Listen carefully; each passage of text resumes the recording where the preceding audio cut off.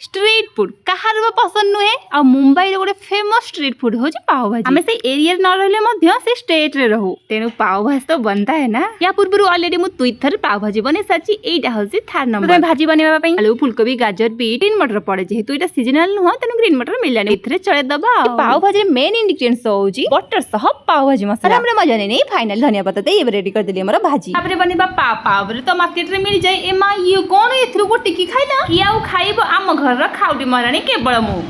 गरम टावर टिके बटर देला परे टिके भाजी टिके धनिया पत्र आ टिके पाव भाजी मसला तापरे पाव को बढ़िया भाबरे बटर रे सेकनेबा रेडी हे गेला मुंबई रो फेमस स्ट्रीट फूड पाव भाजी सजावट पे ऊपर टिके बटर संगे प्याज धनिया पत्र लेंबू देखो पे पाव भाजी को होय कहले पाव रे एटा होची पाव दुईटा मुंबई रो फेमस स्ट्रीट फूड मुंबईटा महाराष्ट्र जाउची आ महाराष्ट्र मराठी लैंग्वेज मराठी से माने तरकारी को भाजी कहंती सेइथिले यार नाम होची पाव भाजी मु पे चली गरमा गरम पाव भाजी खाया पे वीडियो भल लाइक सब्सक्राइब।